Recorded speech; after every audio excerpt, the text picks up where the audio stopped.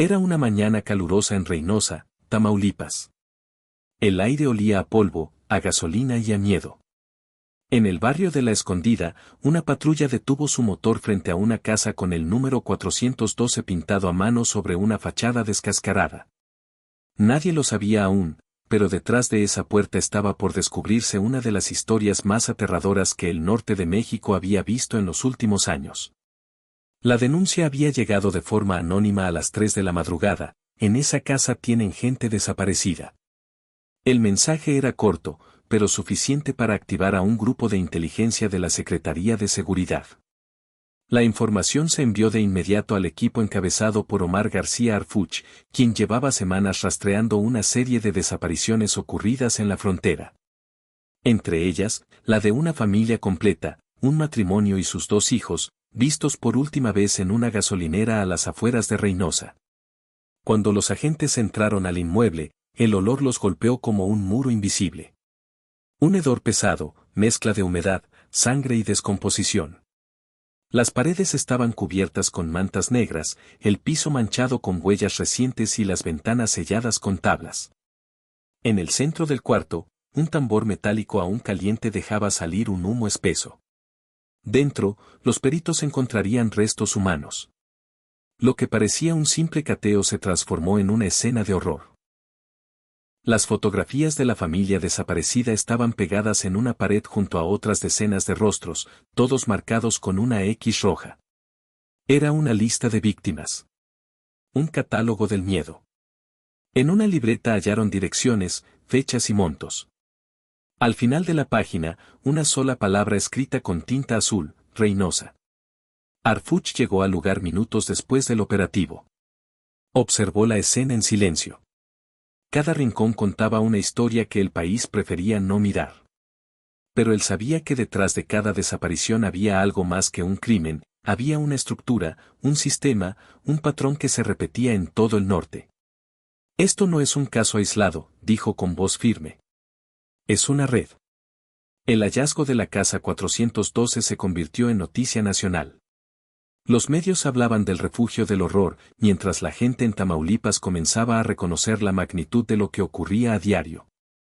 En pocas horas, Harfuch confirmó lo que muchos temían: el inmueble pertenecía a un grupo de sicarios vinculados a una célula del Cártel del Golfo, responsables de secuestros, extorsiones y desapariciones en la zona fronteriza. El hallazgo solo era el principio.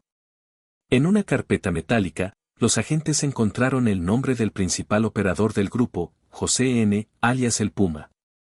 Según las investigaciones, él había estado a cargo de las desapariciones recientes, incluida la de la familia de Reynosa. Su paradero era desconocido, pero una pista cambiaría el rumbo de la historia. Quédate hasta el final, porque lo que descubrió Harfuch sobre el sicario conocido como el Puma revela la verdadera cara del infierno que se vive en la frontera mexicana, y cómo una familia inocente se convirtió en el punto de partida de una operación nacional.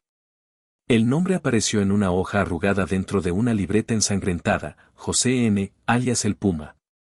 Un exhalador de gasolina, joven, de complexión media, con una mirada perdida que escondía años de violencia. Los agentes locales lo conocían de oídas.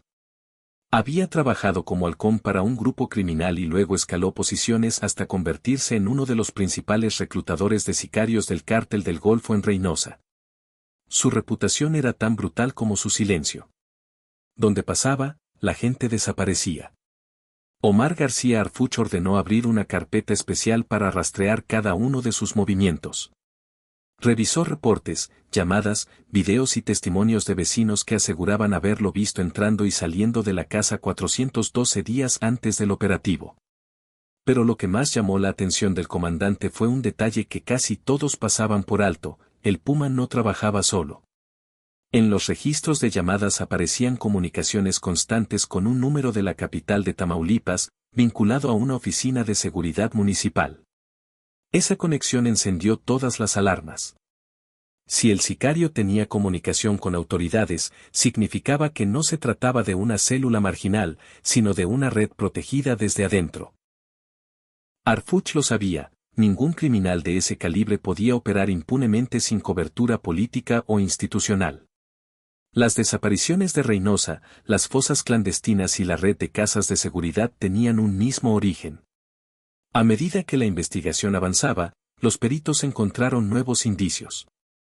En uno de los tambos incautados en la casa 412 se halló una cadena con medalla familiar y en otro, una tarjeta bancaria perteneciente a una de las víctimas. Los restos fueron enviados a Ciudad de México para análisis genético. Días después, el resultado confirmó lo que Arfuch temía: los cuerpos correspondían a la familia desaparecida. El matrimonio y los 2 hijos. El silencio del comandante en la sala de forenses fue absoluto. Sabía que no solo había que detener a un asesino, sino desmantelar el sistema que lo había creado. La siguiente pista llegó de un informante en la frontera. El Puma se movía entre Reynosa y Río Bravo, protegido por un grupo armado de 6 hombres. Cambiaba de escondite cada 2 noches, usaba vehículos robados y mantenía contacto con un mando superior identificado como el Ingeniero. Ese nombre no era nuevo. Se trataba de uno de los líderes históricos del Cártel del Golfo, un operador viejo que había reaparecido justo cuando la violencia se disparó. Arfuch pidió autorización para coordinar una operación conjunta con fuerzas federales. No vamos a detener a un sicario, dijo frente a su equipo. Vamos a destapar una red completa. Pero el riesgo era enorme. Cada movimiento debía ser calculado. Cualquier filtración podría costarles la vida. Los días siguientes se convirtieron en una carrera contra el tiempo. Agentes encubiertos rastrearon movimientos financieros y descubrieron depósitos frecuentes a nombre de José N. provenientes de una empresa de seguridad privada con contratos gubernamentales. El vínculo era directo: dinero del Estado terminaba financiando las desapariciones. En ese punto, la historia dejó de ser un caso policial para transformarse en una denuncia nacional. Los periodistas comenzaron a hablar de la Operación Puma, y en redes sociales la gente exigía justicia para la familia de Reynosa. Pero mientras los reflectores se encendían, el Puma desaparecía entre los laberintos de la frontera. Para Arfuch, la cacería apenas comenzaba. La madrugada del jueves, las luces de las patrullas se perdían en la bruma que cubría los caminos rurales de Reynosa. Omar García Arfuch había desplegado un operativo silencioso. Ni comunicados, ni conferencias, ni avisos. Solo un objetivo claro: capturar a José N., alias el Puma. Sabía que el margen de error era 0. Un solo movimiento filtrado y la presa desaparecería como tantas otras veces. Los informes de inteligencia situaban al sicario en un conjunto de casas abandonadas cerca del Canal Rod, una zona controlada por el Cártel del Golfo. Desde hacía días, drones y agentes encubiertos vigilaban los accesos. Cada detalle era analizado. Los autos que entraban, los cables eléctricos colgantes, los pasos rápidos en los techos. El objetivo se mueve cada 48 horas, informó un agente. Hoy toca. Arfuch asintió. Sabía que esa sería la noche decisiva. A las 2 de la mañana, las unidades se dispersaron. El viento del norte azotaba los tejados mientras los federales avanzaban sin luces. En el aire se respiraba una tensión densa, esa que solo se siente cuando algo está a punto de romperse. En el centro del perímetro, una camioneta blanca sin placas se movía lentamente. Era el vehículo del Puma. La confirmación llegó por radio: visual confirmado. Armados. Mínimo 5 acompañantes. Arfuch dio la orden. Entramos en 3, 2, 1. El estruendo fue seco. Las puertas se derrumbaron, los disparos iluminaron la oscuridad, los gritos retumbaron en el polvo. El enfrentamiento duró menos de 3 minutos. 3 hombres abatidos, 2 detenidos y uno que intentó escapar por el canal. Pero no llegó lejos. Entre los matorrales, un grupo de élite lo interceptó. «Tírale el arma», gritó un agente. El sujeto se arrodilló, levantó las manos y soltó la pistola. Era el Puma. Cuando lo subieron a la camioneta, no dijo una palabra. Tenía las manos manchadas de sangre y una mirada vacía, casi indiferente. En su bolsillo encontraron un teléfono satelital con contactos que nadie esperaba, números registrados a nombre de funcionarios municipales y un mensaje recién enviado que decía: "Se cayó el rancho, patrón". Al revisar el dispositivo, Harfuch comprendió que el operativo había sido más grande de lo que imaginaban. Había registros de pagos semanales, transferencias, rutas y hasta reportes fotográficos de las víctimas. El sicario no actuaba por cuenta propia, era parte de una estructura con jerarquías, protocolos y respaldo político. El enemigo no estaba solo en los callejones, también en las oficinas con aire acondicionado. Mientras los agentes trasladaban al detenido, el comandante recibió una llamada cifrada desde Ciudad de México. «Buen trabajo», dijo la voz al otro lado. «Pero esto va a incomodar a muchos». Harfuch respondió sin titubear: «No vinimos a complacer a nadie, vinimos a hacer justicia». Colgó y ordenó seguir con el traslado bajo máxima seguridad. El convoy avanzó en silencio. Nadie hablaba. Solo el sonido del motor acompañaba el pensamiento de todos. Sabían que acababan de tocar una fibra peligrosa. Capturar al puma era apenas el primer paso, hacer que hablara sería la verdadera batalla. Al amanecer, la noticia ya circulaba por todos los medios: Harfuch captura al sicario responsable de la desaparición de la familia de Reynosa. Las imágenes del operativo se hicieron virales, pero detrás de los titulares había algo que el público aún no sabía: el puma no era el último eslabón de la cadena, era el inicio de una red que subía mucho más alto. El amanecer encontró a Omar García Harfuch frente a un espejo de doble vista en el Centro de Detención Federal. Del otro lado del cristal, José N., el puma, permanecía encorvado, con las muñecas esposadas y la mirada fija en la mesa metálica. Llevaba horas sin pronunciar palabra. Los agentes sabían que aquel hombre no hablaba por miedo, lo hacía por cálculo. Cada segundo de silencio era una forma de medir a sus interrogadores. Harfuch entró sin escoltas, con un expediente grueso bajo el brazo. Lo colocó sobre la mesa sin mirarlo y dijo con voz firme: «Ya sabemos lo de la casa 412, los depósitos, las órdenes y los nombres. Solo quiero escuchar tu versión». El puma sonrió con ironía. ¿Mi versión? La tuya ya la escribieron los de arriba. La frase quedó flotando en el aire. El comandante lo observó en silencio. Abrió el expediente y dejó sobre la mesa fotografías de las víctimas, transferencias bancarias y una hoja con firmas de funcionarios municipales. «Habla», repitió. El sicario inhaló profundo, bajó la mirada y por primera vez rompió el silencio: «No son mías esas órdenes, vienen de más arriba». Durante 3 horas, la sala se llenó de verdades a medias, nombres codificados y coordenadas de casas de seguridad. Harfuch anotaba cada palabra.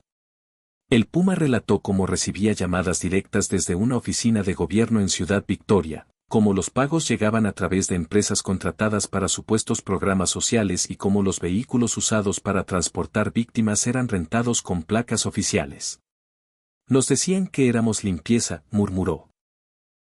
Pero lo único que limpiábamos era lo que ellos no querían que existiera. Cada frase abría una puerta más oscura. Habló de comandantes locales, de empresarios que financiaban la operación y de un nombre que se repitió varias veces: el ingeniero. Era el enlace directo entre el cártel y los funcionarios corruptos. Según el sicario, él autorizaba cada desaparición y decidía qué víctimas eran prioridad política. Harfuch entendió que aquel hombre no era un simple asesino, era parte de un engranaje diseñado para borrar personas bajo órdenes institucionales. Cuando la confesión se detuvo, Harfuch cambió el tono. ¿Y la familia de Reynosa? El puma cerró los ojos y respondió sin titubear: «Fue un error». Explicó que el verdadero objetivo era un exagente que colaboraba con la Guardia Nacional, pero la familia se cruzó en el camino. El patrón ordenó desaparecerlos a todos, no dejar testigos, añadió con frialdad. La rabia del comandante se contuvo detrás de una expresión serena. No podía perder el control, no frente al único testigo capaz de derrumbar toda la red. Esa tarde, las grabaciones de la confesión fueron enviadas a la Ciudad de México bajo resguardo. En ellas, además de la descripción del operativo, el Puma reconocía haber recibido instrucciones directas de un mando estatal que respondía a intereses del Cártel del Golfo. Era la prueba más sólida hasta el momento. Al salir de la sala, Harfuch dijo a sus hombres, lo que tenemos aquí puede sacudir al país entero. Y tenía razón. En menos de 24 horas, los extractos de la declaración filtrados por fuentes anónimas llegarían a los medios, y el nombre de El Puma se convertiría en sinónimo del horror de Tamaulipas. Las grabaciones de la confesión llegaron a la Ciudad de México en una valija metálica custodiada por agentes federales. El material era explosivo, incluía los nombres de funcionarios, empresarios y mandos policiales que presuntamente habían colaborado con el Cártel del Golfo. Pero lo que debía convertirse en una prueba de justicia se transformó en un campo minado. En cuanto el expediente tocó los escritorios del poder, comenzaron las llamadas, los silencios y las órdenes contradictorias. Omar García Harfuch lo notó de inmediato. Los correos dejaron de responderse, las reuniones fueron pospuestas y los medios que habían difundido la captura del sicario empezaron a cambiar su tono. De pronto, los titulares ya no hablaban de justicia, sino de filtraciones no verificadas. La narrativa oficial estaba siendo manipulada. Detrás de cada línea había una mano invisible. Esa misma noche, un informe confidencial llegó al teléfono del comandante. Provenía de un contacto dentro de la fiscalía. El mensaje era claro: van a archivar el caso. Orden desde arriba. Harfuch leyó las palabras una y otra vez. Sabía lo que significaban, el sistema estaba cerrando filas para protegerse. En México, cuando el poder se siente amenazado, prefiere enterrar la verdad antes que enfrentarla. A la mañana siguiente, la sede de la Policía de Investigación amaneció rodeada por inspectores federales con una orden de revisión administrativa. Era una maniobra clásica para retirar el control de las pruebas. Los agentes encargados del caso fueron reubicados, las evidencias selladas y los accesos restringidos.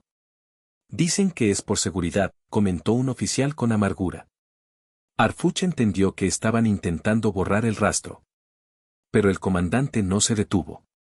Antes de que clausuraran el acceso al archivo, ordenó copiar los registros de la confesión, los audios y los documentos financieros. Los guardó en un servidor encriptado fuera del país. Si intentan desaparecer la verdad, la haremos pública, dijo a su equipo. Era una guerra silenciosa contra el mismo sistema que juró defender. Las amenazas no tardaron.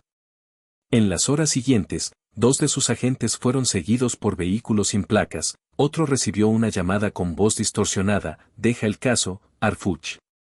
No te metas con Tamaulipas. Los mensajes anónimos aumentaron, pero él ya había tomado una decisión, no iba a retroceder. Mientras tanto, en Reynosa, la población comenzaba a perder la paciencia. Las familias de desaparecidos exigían resultados, marchaban con carteles que decían: queremos la verdad del Puma y justicia para los inocentes. Los noticieros extranjeros retomaban el caso y mostraban la valentía de las víctimas frente a un Estado que prefería callar. Esa exposición mediática obligó al gobierno a reaccionar. En una conferencia improvisada, un funcionario federal declaró que no existía evidencia concluyente que vinculara al crimen organizado con funcionarios públicos. Era una forma elegante de decir que cerrarían el caso. Pero la presión ciudadana crecía. Y en medio del caos, Harfuch planeaba su siguiente paso: romper el pacto del silencio. Sabía que hacerlo lo convertiría en objetivo.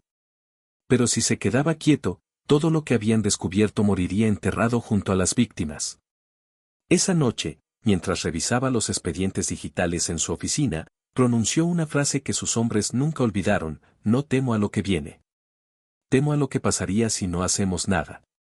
3 días después de que el gobierno intentara archivar el caso, un correo cifrado salió desde una dirección desconocida. Su asunto era simple: la verdad sobre Reynosa. El mensaje contenía un enlace a una base de datos protegida por contraseña. En su interior estaban las grabaciones completas de la confesión de José N., alias El Puma, los audios de funcionarios coordinando pagos al cártel y fotografías de las casas de seguridad utilizadas para las desapariciones. El remitente era anónimo, pero el estilo era inconfundible: solo alguien con acceso directo al expediente podía haberlo filtrado. Esa noche, los principales portales noticiosos publicaron los archivos. Las redes sociales estallaron. En cuestión de minutos, los hashtags almohadilla La Verdad de Reynosa y almohadilla Caso Puma se volvieron tendencia nacional.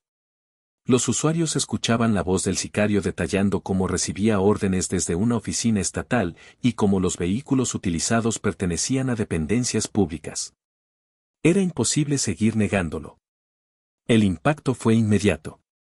En Tamaulipas, las familias de desaparecidos se reunieron frente a las sedes del gobierno con altavoces, transmitiendo los audios a todo volumen. Escuchen cómo hablan de nuestros hijos, gritaban entre lágrimas. Las calles se llenaron de velas, pancartas y grabaciones reproducidas una y otra vez. El país entero se estremeció. En los pasillos del poder, el caos fue absoluto. Las oficinas gubernamentales ordenaron investigaciones internas, los voceros se contradecían y los medios afines intentaban desviar la atención. Pero el daño ya estaba hecho. Las pruebas estaban en manos de millones de ciudadanos. Por primera vez, la versión oficial se había derrumbado ante la fuerza de la verdad digital. Omar García Harfuch sabía que el paso que había dado lo colocaba en la línea de fuego. Desde ese momento, se convirtió en enemigo de quienes controlaban las sombras. Los mensajes amenazantes se multiplicaron, su ubicación fue expuesta en foros clandestinos y los grupos criminales comenzaron a moverse. Pero también recibió apoyo. Policías, periodistas y ciudadanos de todo el país comenzaron a enviarle información, documentos y videos. Ya no está solo, decía uno de los mensajes.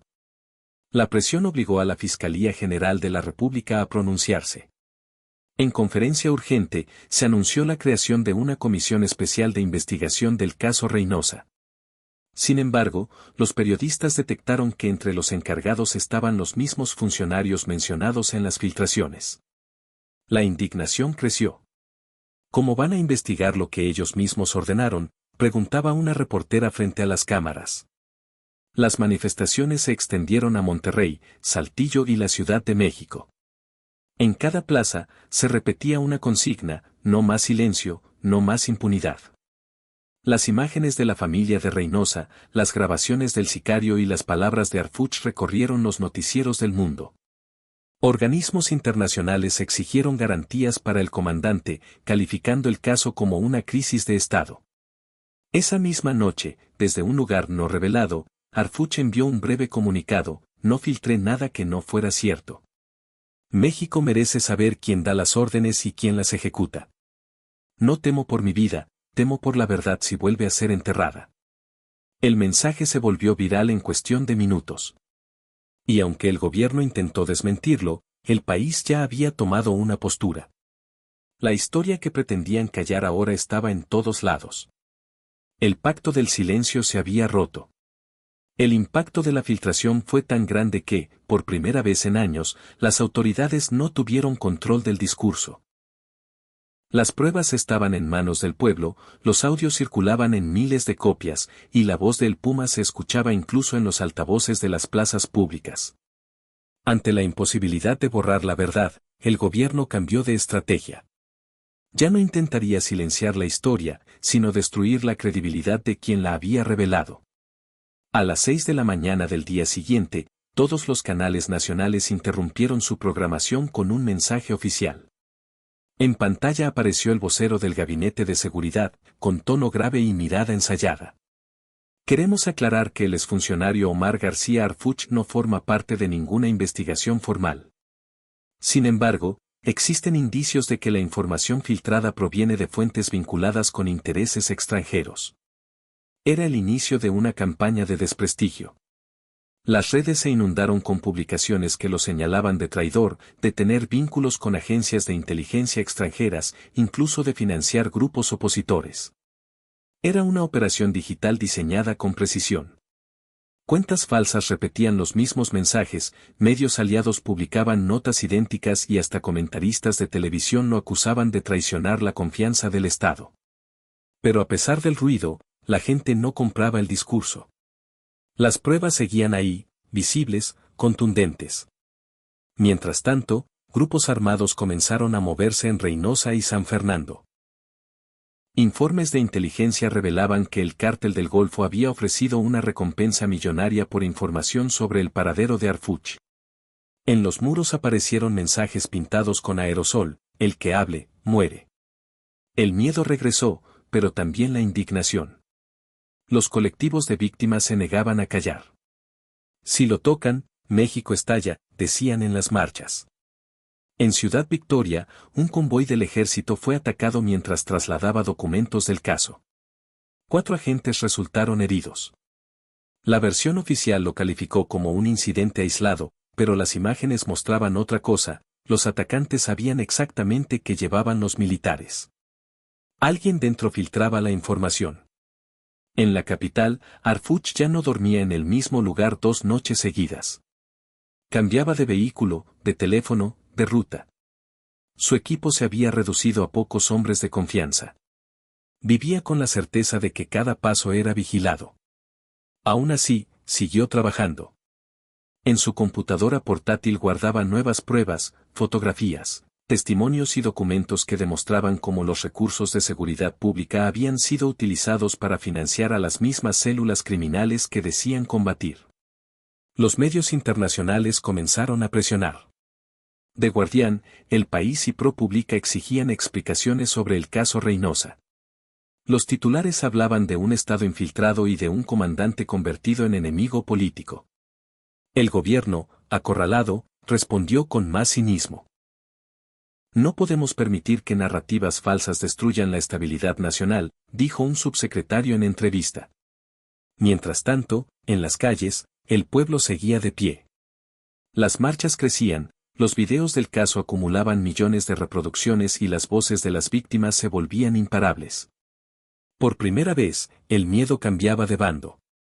Esa noche, desde un refugio temporal en la sierra de Tamaulipas, Arfuch grabó un mensaje breve pero contundente. Frente a la cámara, dijo: no soy enemigo de México. Soy enemigo de quienes la convirtieron en negocio. Luego, miró fijamente y añadió: no voy a esconderme. Si caigo, caeré diciendo la verdad. El video se viralizó de inmediato. El comandante ya no era un funcionario, se había convertido en un símbolo. El amanecer en Tamaulipas fue distinto. Las calles estaban desiertas, las patrullas pasaban sin sirenas y en las redes circulaban rumores de un operativo especial. Los informes de inteligencia eran claros: se había emitido una orden no escrita para encontrar a Omar García Arfuch. Pero lo que pocos sabían era que no solo el gobierno lo buscaba. El Cártel del Golfo también había puesto precio a su cabeza. La frontera entera se había convertido en un campo de caza. Arfuch lo intuía. Cada sonido de motor lo ponía en alerta, cada llamada desconocida podía ser una trampa. Su equipo reducido se movía de un refugio a otro, durmiendo en bodegas o casas abandonadas. El país que alguna vez juró proteger ahora lo perseguía. Ya no buscan justicia, dijo a sus hombres. Buscan silencio. Esa misma semana, una patrulla del ejército interceptó una camioneta sospechosa en la carretera a Matamoros. En su interior hallaron armas largas, radios y mapas con coordenadas. Entre los documentos incautados había fotografías recientes de Arfuch y de los agentes que lo habían acompañado durante el caso Reynosa. Era evidente: alguien dentro de las instituciones estaba filtrando su ubicación a los grupos criminales. La línea entre autoridad y delincuencia se había borrado. A pesar del peligro, Arfuch no se detuvo. Desde su computadora portátil, seguía enviando información a periodistas de investigación y a organizaciones internacionales. Cada archivo, cada evidencia, era una forma de mantenerse vivo. Mientras la verdad circule, no podrán matarme del todo, dijo en una de sus notas de voz. Esa frase comenzó a repetirse en redes sociales y se volvió símbolo de resistencia. Los noticieros extranjeros publicaron reportajes con el título La cacería de Arfuch. Mostraban imágenes de drones sobrevolando Tamaulipas, convoys militares y zonas acordonadas. En los foros clandestinos, los mensajes del cártel eran claros: el que lo encuentre, cobra. México entero se convirtió en un tablero de sombras. Un contacto de confianza dentro de la Guardia Nacional le advirtió que había sido declarado riesgo interno. Eso significaba que podían detenerlo o eliminarlo sin orden judicial. La persecución era total. Harfuch y su equipo destruyeron sus teléfonos, cambiaron de vehículo y cruzaron hacia el altiplano. Mientras tanto, los medios recibían nuevas filtraciones anónimas con documentos que revelaban el involucramiento de funcionarios del más alto nivel. Todo indicaba que, aunque intentaran borrarlo, la verdad se seguía filtrando. En medio del caos, un grupo de periodistas decidió ayudarlo. Usando servidores en el extranjero, comenzaron a publicar la información restante bajo el título Los archivos del Puma. Eran reportes internos, audios, fotografías y nombres. La información se volvió imparable. Lo que comenzó como una historia local en Reynosa se había transformado en una investigación internacional que exponía la colusión entre el crimen organizado y el poder político. Harfuch ya no tenía refugio, pero tampoco lo necesitaba. Su historia estaba en todas partes. Sabía que cada documento liberado era un escudo más. No me salvaré yo, escribió en un mensaje final, pero quizás salvemos al país de su propio silencio. Esa noche, una caravana sin insignias recorrió la sierra. Nadie supo si lo buscaban para detenerlo o para matarlo. Lo único seguro era que la cacería había comenzado. La noche cayó sobre la sierra con un silencio denso, casi sagrado. En una pequeña cabaña abandonada, Omar García Harfuch revisaba por última vez los archivos que aún conservaba en su computadora. Afuera, el viento movía las hojas secas y el eco de los motores se escuchaba cada vez más cerca. Sabía que el tiempo se había acabado. Los rastreadores del Cártel del Golfo y los grupos federales estaban a solo unos kilómetros. Llegaron los dos bandos, murmuró. El crimen y el Estado, juntos otra vez. Dentro del refugio, una lámpara tenue iluminaba los rostros de sus 3 hombres de confianza. Eran los únicos que quedaban del operativo inicial. En silencio, aguardaban instrucciones. Harfuch habló con calma. No quiero héroes. Solo necesito que esto llegue al país antes que ellos a nosotros. Les entregó una memoria sellada, con el logotipo de la Secretaría de Seguridad raspado por el tiempo. Ahí está todo. Las pruebas, los nombres, los contratos, las llamadas. Si yo caigo, publíquenlo todo. Uno de los agentes preguntó, ¿y si no lo logramos? Harfuch respiró profundo. Entonces que al menos sepan que lo intentamos. Afuera, los perros comenzaron a ladrar. Los sensores térmicos marcaban movimiento. Era cuestión de minutos. En el interior de la cabaña, el comandante encendió una cámara y se sentó frente a ella. No llevaba chaleco ni insignias, solo una camisa empapada por el sudor y el polvo del camino. Miró directamente al lente y comenzó a hablar. Si están viendo esto, significa que ya me encontraron. No soy un fugitivo. Soy un mexicano que se negó a callar. Su voz era firme, sin rastro de miedo. Nos enseñaron que la justicia se escribe con tinta, pero en México se escribe con sangre. Hoy quiero que el país entienda que las desapariciones no son cifras, son personas. Y que el silencio de los poderosos también mata. Luego, levantó un papel con una sola frase escrita a mano: la verdad no se rinde. En ese momento, un estruendo rompió la calma. Las luces se apagaron, las ventanas estallaron, y el sonido de las ráfagas llenó el aire. Harfuch apagó la cámara, guardó el disco duro en un compartimento del piso y ordenó la retirada. Divídanse, gritó. Que uno lo lleve al norte, otro al centro. Si logran salir, el país sabrá la verdad. Minutos después, los drones militares sobrevolaban la zona. Desde el aire, solo se veían destellos y humo. Los informes oficiales hablaron de un enfrentamiento, pero nunca especificaron contra quién. En los noticieros, la historia se diluyó entre comunicados vagos y rumores de fuga. Nadie volvió a verlo. Sin embargo, 48 horas después, un archivo apareció en servidores internacionales bajo el título El último refugio. El video mostraba a Harfuch pronunciando su mensaje final, completo, sin cortes. En las redes, millones de personas lo compartieron como un testamento. Su voz se volvió símbolo de resistencia. Los titulares del Mundo lo decían claro: Harfuch desaparece tras revelar red criminal entre gobierno y cárteles.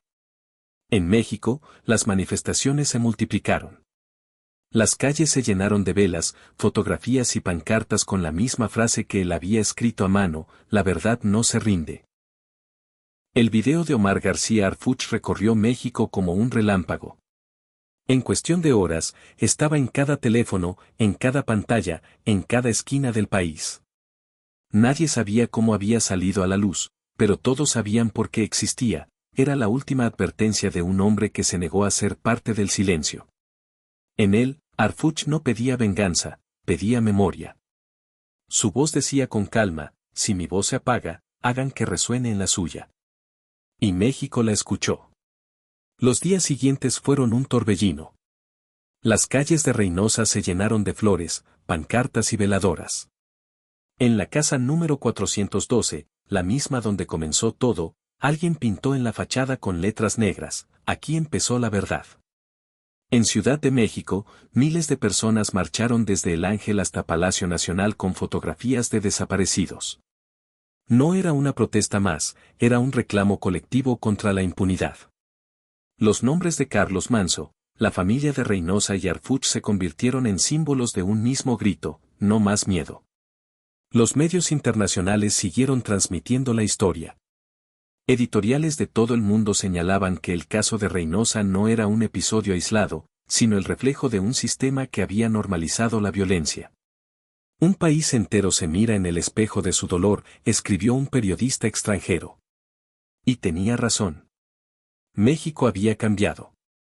En las universidades, los jóvenes analizaban los archivos del caso.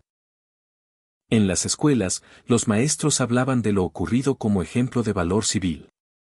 Las investigaciones continuaron, pero el Estado nunca reconoció oficialmente lo que todos ya sabían. Ningún alto mando fue detenido, ninguna oficina cerrada. Sin embargo, algo había cambiado para siempre: la gente dejó de callar. En Tamaulipas, grupos de vecinos comenzaron a organizar comités de búsqueda; en Michoacán y Guerrero, periodistas locales fundaron redes de información ciudadana; en el norte, los agentes honestos volvieron a salir a las calles con la consigna escrita en sus chalecos: la verdad no se rinde. En un reportaje emitido semanas después, un periodista leyó las últimas palabras del cuaderno de Harfuch, hallado en los restos de su cabaña. Decía: el miedo nos divide, pero la verdad nos une. Mientras haya un mexicano que hable, el país no estará perdido. Esa frase quedó grabada en murales, canciones, documentales y discursos.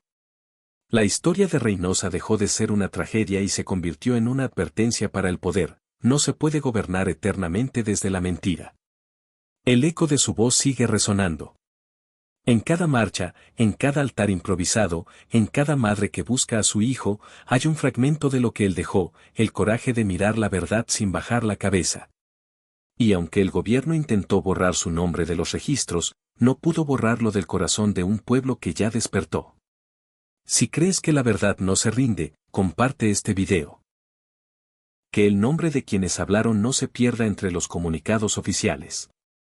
Suscríbete para seguir descubriendo las historias que el poder intentó enterrar, y deja tu opinión en los comentarios. Porque en México, el silencio nunca será justicia.